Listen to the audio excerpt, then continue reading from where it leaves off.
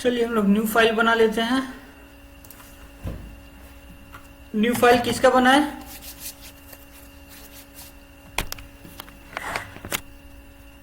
बोलिए, सिंपल में और बताएं या फिर चले एरे पे?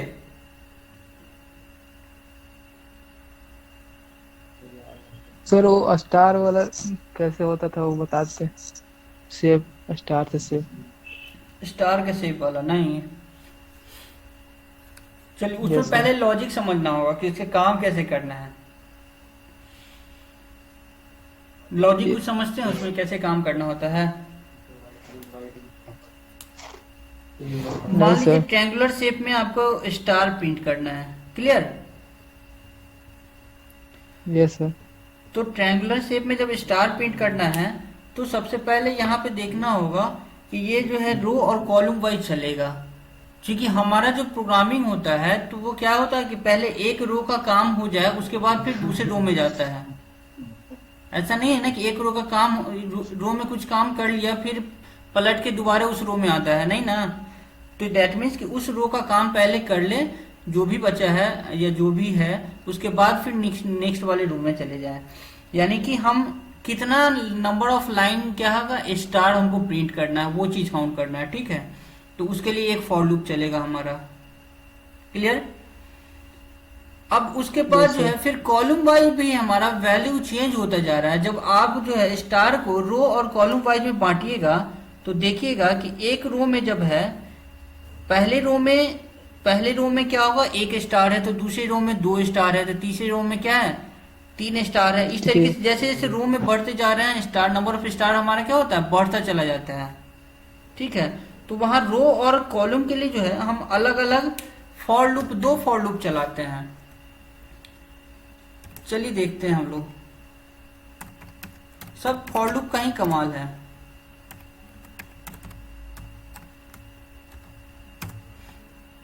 अब ये सब क्यों इंक्लूड करते हैं, अब तो कंफ्यूजन नहीं होगा किसी को? नहीं सर। किन्हीं को हो तो पूछ सकते हैं, चुप रहने से काम नहीं चलेगा। सर स्टूडियो डॉट एज और conio dot h header file है और लाइब्रेरी फाइल है से इंक्लूड है।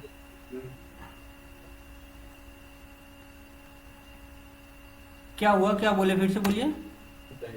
सर हेडर फाइल यहाँ पे studio dot H and conio dot H है और लाइब्रेरी फाइल हैच इंक्लूड होता है। वही वो आपका लाइब्रेरी फाइल के ही अंदर आता है। ये सब studio dot H, conio dot जो है हेडर फाइल है, ये सब लाइब्रेरी फाइल के अंदर ही आता है।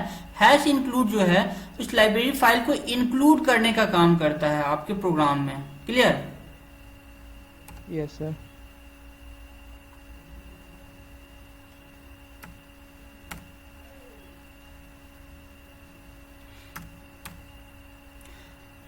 हम क्या किए, एन लिए एक कि कितने लाइन तक क्या करना है हमको, स्टार प्रिंट कराना है। इसके लिए इनपुट ले लिए एन, इनपुट के लिए एन ले लिया। और आई जे जो है हम फॉर लूप चलाने के लिए आई और जे जो वेरिएबल लिए।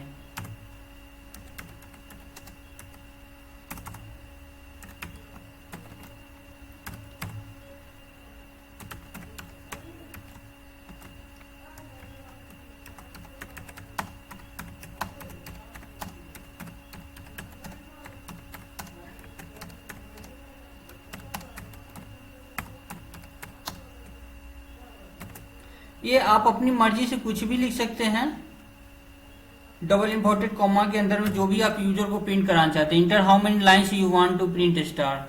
ठीक है,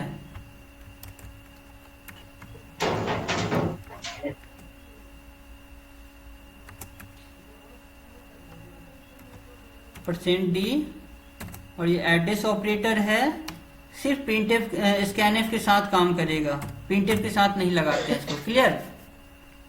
यस सर। अब हम फॉर लूप चलाएंगे। फॉर लूप किसके लिए? मान लो कि यूजर दिया n लाइन, यानी कि 5 लाइन दिया, तो 5 ही लाइन चलना चाहिए ना। Yes sir. तो हम यहाँ पे i को डिफाइन करेंगे, i इक्वल्स टू 0 और i is less then n। अगर 0 से स्टार्ट करें तो लेस देन n, और अगर 1 से स्टार्ट करें तो हमारा लॉजिक क्या होगा, लेस देन और equal to n. Clear? Yes sir. हाँ कंफ्यूजन नहीं होना है। अगर हम लोग जीरो से स्टार्ट कर रहे हैं तो लेस देन एन लॉजिक जो होगा वो हमारा लेस देन एन होगा, और अगर वन से स्टार्ट करें तो लॉजिक क्या होगा, less than equal to one होगा। क्लियर? अब इस फॉर लूप के अंदर हम एक और फॉर लूप चलाएंगे,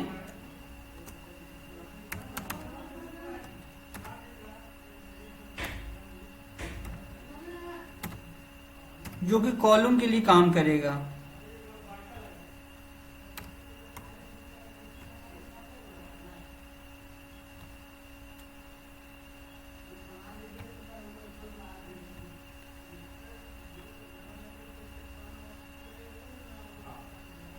लेस देन इक्वल टू आई, और जे प्लस प्लस। अब यहाँ पे एक चीज सोचने वाली बात है कि हम j equal to j is less than equal to i क्यों लिए हैं, ये कंडीशन क्यों लिए हैं, कोई बताएगा?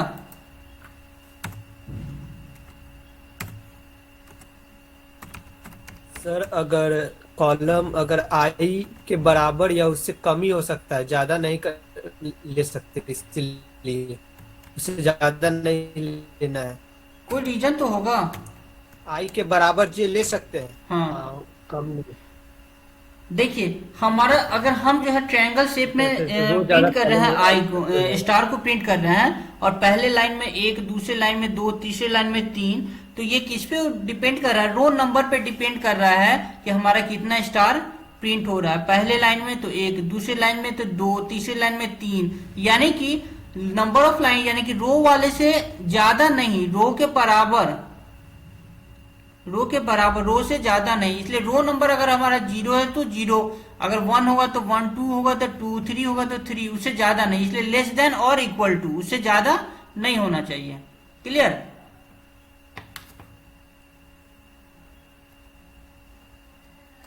सर एक बार और समझा दीजिए। ये जो है हम जब बात कहें कि अगर सिंपल सा एक ट्रायंगुलर शेप में, नॉर्मल ट्रायंगल शेप में अगर हमको प्रिंट कराना है, यानी कि पहले लाइन में वन स्टार, दूसरे लाइन में दो स्टार, तीसरे लाइन में तीन स्टार अगर प्रिंट कराना है, तो उसके लिए हमारा क्या होगा, रो नंबर पे, पहले रो के नंबर पे डिपेंड करता है कि स्टार कितना है। पहला रो है तो एक स्टार, दूसरा रो है तो दो स्टार, तीसरा रो है तो तीन स्टार। इसलिए हम कंडीशन किससे चेक कराएंगे, यहाँ पे जे का जो कंडीशन है वो किससे चेक कराएंगे, तो रो वाले से चेक कराएंगे कि अगर रो जीरो है तो यानी कि जीरो, रो वन है तो वन, टू होगा तो टू, जितना रो होगा उतना ही टाइम से स्टार प्रिंट होगा। ये जो हम क्या कर रहे हैं, ये जो लूप चला रहे हैं किस लिए चला रहे हैं, तो स्टार प्रिंट करने के लिए। ये जो लूप चला रहे हैं किस लिए, तो स्टार प्रिंट करने के लिए। तो स्टार कितनी बार प्रिंट करेगा, तो जितना रो नंबर होगा, तो रो नंबर अगर थ्री होगा तो तीन बार ही ये करेगा। तो जे को कंपेयर करेगा, j is less than equal to three, तो ये कितनी बार चलेगा, तीन ही बार चलेगा, है ना? Yes sir. इसलिए, और जैसे ही इस लूप से बाहर निकलेंगे हम लोग कहाँ जाएंगे, प्रिंटफ न्यू लाइन में जाएंगे। न्यू लाइन के लिए क्या यूज होता है, स्लैश स्लैश एन की यूज होता है, न्यू लाइन के लिए यूज होता है। क्लियर? Yes sir. गेट सी एच,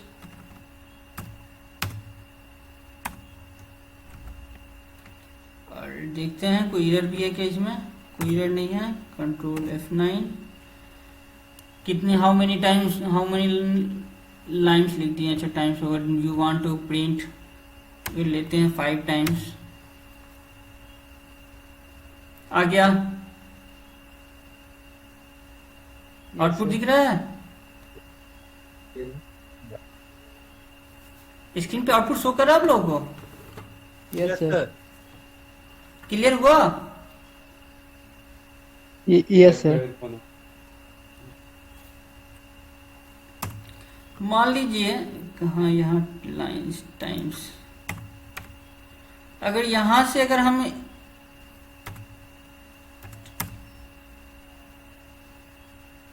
अच्छा लाइंस लिखे थे ना, आप लोग बोलते भी नहीं है। यहाँ पे अगर हम स्पेस हटा दें तो क्या होगा,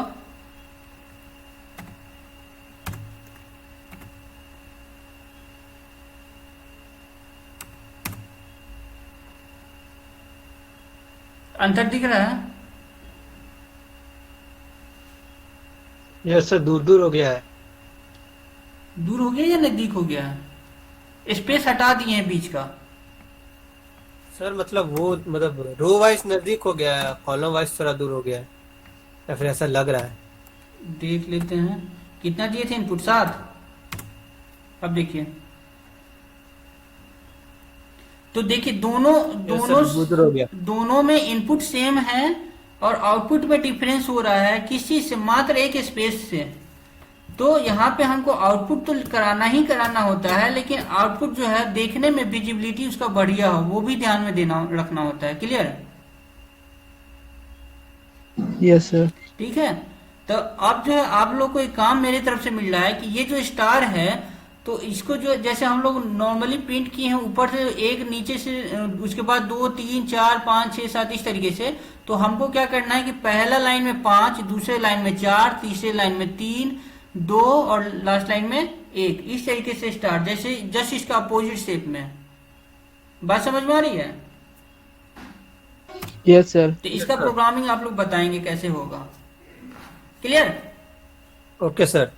अब हम लोग चलते हैं एरे के प्रोग्राम में। एरे का शायद प्रोग्राम एक है इसमें,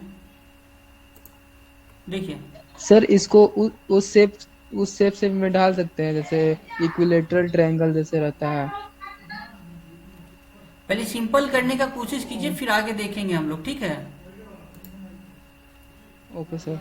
मान लीजिए अब एरे के प्रोग्रामिंग की बात करते हैं, तो हम 3 एरे यहाँ पे डिक्लेयर किए, इंट A3, B3 और C3। ये किस टाइप का एरे है? इंटीजर है सर। इंटीजर है और 1 डायमेंशनल एरे है। क्लियर? Yes sir. हाँ यस सर। 1 डायमेंशनल एरे है। क्लियर? तो कोई भी हम 1 डायमेंशनल एरे हो या मल्टी डायमेंशनल एरे हो, जब इनपुट लेना हो और आउटपुट शो कराना हो तो हमको फॉर लूप का यूज करना पड़ता है, बताए थे, है ना? तो यहाँ पे फॉर लूप लिए और जो इसका एरे का जो साइज है उसी साइज से यहाँ पे कंपेयर किए आई को 0 से स्टार्ट कर रहे हैं और आई इज लेस देन 3 कर रहे हैं। क्यों 3 कर रहे हैं लेस देन? क्योंकि इसका साइज तो 3 है ही, तो जब 0 से चलेगा तो 0 1 और 2 तक ही ये क्या हो जाएगा, कंप्लीट हो जाएगा, कंप्लीट हो जाएगा सर, है ना? उसका साइज फुल हो जाएगा। हाँ, लेकिन अगर हम कहें कि यहाँ पे कंडीशन हमको चेंज करना है, लेस देन 3 ना करके हमको कुछ और देना है, 2 से कंपेयर करना है, तो क्या करेंगे?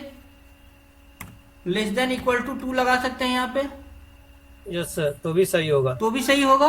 तो ये लॉजिक की बात है, आपका लॉजिक आपके फ्रेंड के लॉजिक से हो सकता है कि डिफर हो, है ना? तो इसमें अंतर नहीं होना, मतलब घबराने की बात नहीं है। देखना है कि हम जो इनपुट ले रहे हैं उस इनपुट के अकॉर्डिंग हमारा आउटपुट जो हमारा रिजल्ट है वो सही आ रहा है कि नहीं आ रहा है। क्लियर?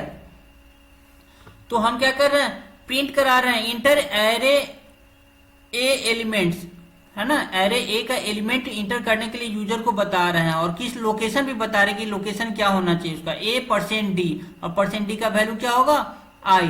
तो आई का वैल्यू इनिशियली क्या है, 0 है, तो A0 पे यूजर को बता रहा है, ये प्रिंटफ फंक्शन बता रहा है कि A0 के लोकेशन पे आप क्या कीजिए, एलिमेंट को इंटर कीजिए। जैसे ही यूजर एलिमेंट को इंटर करेगा, स्कैनफ फंक्शन क्या करेगा, % इंटीजर डाटा रीड करना है, रीड करके उसको कहाँ स्टोर कराएगा, at the address of AI, यानी कि वेरिएबल A के ith लोकेशन पे। तो I का वैल्यू क्या है, 0, तो यानी कि एरे A के 0th लोकेशन पे जाके क्या करेगा, वैल्यू को स्टोर कराएगा।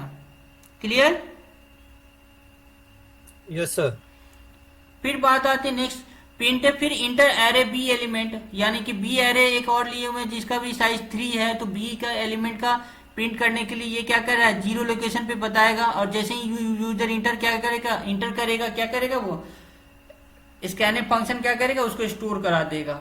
चलिए, तो स्टोर कराने के बाद आइए यहाँ पे आई का वैल्यू 0 है, यानी कि C एक और हमारा एरे है जिसका भी साइज क्या है, 0 है, सॉरी साइज 3 है। तो C 0 लोकेशन पे क्या कर रहा है, प्रोसेस करना है, AI और BI के वैल्यू को ऐड करके स्टोर करा देना है।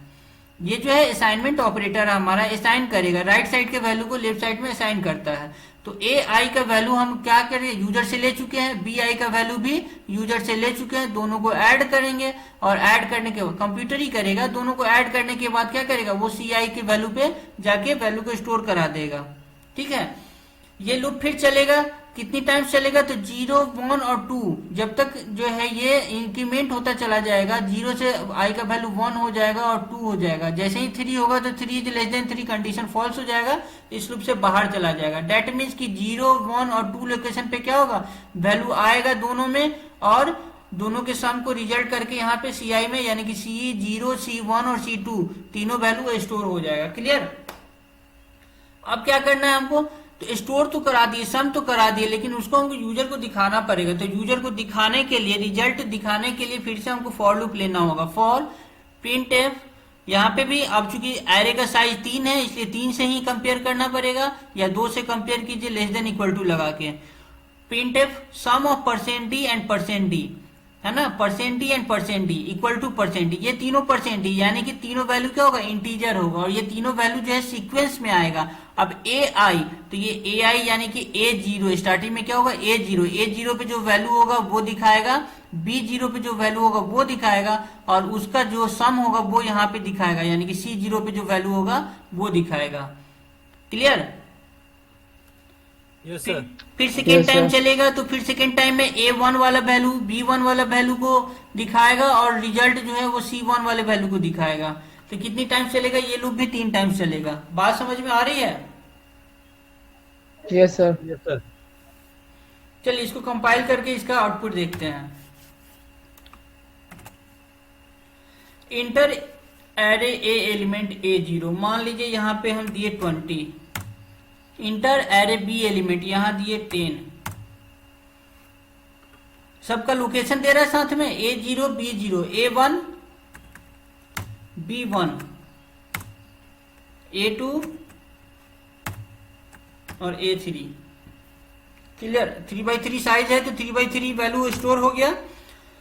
अब क्या कर रहा है, सम ऑफ 20। अब मान लीजिए कि एडिशन जो होता है, तो एडिशन मालूम है ना कि कैसे होता है एरे का, मैट्रिक्स का एडिशन पढ़े हैं आप लोग, यस सर। यस कैसे सर। होता है। पहले एलिमेंट का जो मतलब होता है सर, रो में पहला एलिमेंट हाँ, उसका, और जो दूसरा मैट्रिक्स हुआ ना उसका रो का पहला एलिमेंट को ऐड करके यानी लिखते कि हैं। फर्स्ट और सेकेंड मैट्रिक्स में के एलिमेंट को ऐड करते हैं। ध्यान ये देना चाहिए कि दोनों का पोजीशन क्या हो, सेम हो, यही ना। First sir. मैट्रिक्स का पहला एलिमेंट तो दूसरे मैट्रिक्स का पहला एलिमेंट, दोनों को ऐड करेंगे, यही ना करते हैं। तो वही चीज यहाँ पे देखिए, A0 और B0 दिख रहा है सबसे फर्स्ट लाइन और सेकेंड लाइन में। A0 और B0 का वैल्यू कितना है, 20 और 10 है, तो वही सम ऑफ 20 एंड 10 इक्वल टू क्या कर रहा है, ऐड करके रिजल्ट दे रहा है 30। फिर A1 और B1 का वैल्यू देखिए, A1 में 11 है, B1 में 12 है, तो 11 और 12 को ऐड करके 23 दे रहा है। इसी तरीके से क्या कर रहा है, वैल्यू को आपको ऐड करके दिखा दे रहा है। क्लियर। बात समझ में आई, कोई प्रॉब्लम किसी को। मतलब सर जैसे कि प्रोग्राम में हुआ तो हम्म। C0 में पहला वाला का ऐड ऐसे किया हाँ है ना, हाँ फिर C1 और C2। हाँ। Okay sir. पहले बार में C0 वाले को दिखा दे रहा है। फिर देखो यहाँ फॉर लूप देखो ना, यहाँ लूप से पता चल जाएगा। पहले यानी कि 0 लोकेशन पे ही काम कर रहा है ये, तो पहले 0 लोकेशन वाले वैल्यू को दिखा रहा है, फिर 1 वाले को दिखाएगा, फिर 2 वाले को दिखाएगा। आप चाहे तो सिर्फ इतना सब कुछ ना लिखे, सिर्फ C के वैल्यू को ही दिखा सकते हैं, है ना। मतलब स्तंभ जो आया तो वो क्या आया वो भी आप प्रिंट करा सकते हैं। आप चाहते हैं कि प्रिंट कर दे कि हमारा जो है सम ना दिखा के जो है क्या क्या रिजल्ट आया सम करने के बाद, वो डायरेक्ट दिखा दे। CI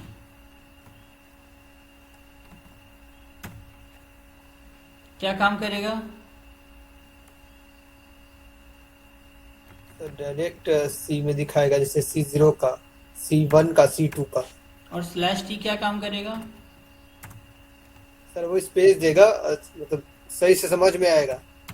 हाँ, तो टैब का सब स्पेस कर जो देगा। होता है ना, टैब का स्पेस जनरेट कर देगा, यानी कि 4-5 स्पेस को क्रिएट कर देगा।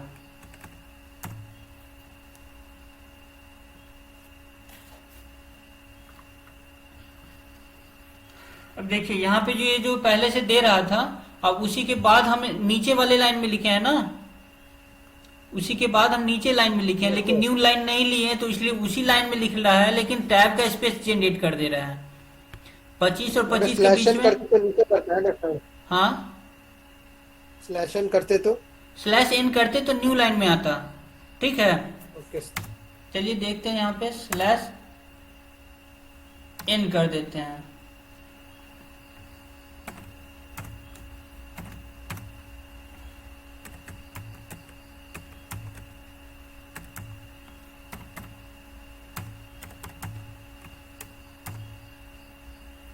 ठीक है, वही सेम वैल्यू है, लेकिन कहाँ चला गया, न्यू लाइन में चला गया। तो आप चाहें तो सिर्फ एरे को देखना चाहते हैं कि सी में क्या क्या एलिमेंट है, तो आप इस तरीके से एलिमेंट को भी सिर्फ देख सकते हैं, उस लाइन को आप कमेंट कर सकते हैं। कमेंट कैसे किया जाता है लाइन को? Sir double backslash. Double back slash. तो ये लाइन हमारा क्या हो जाएगा, कमेंट हो जाएगा। डेट मीन्स कि ये लाइन है तो, लेकिन ये लाइन जब एग्जीक्यूट करेगा हमारा प्रोग्राम तो काम नहीं करेगा।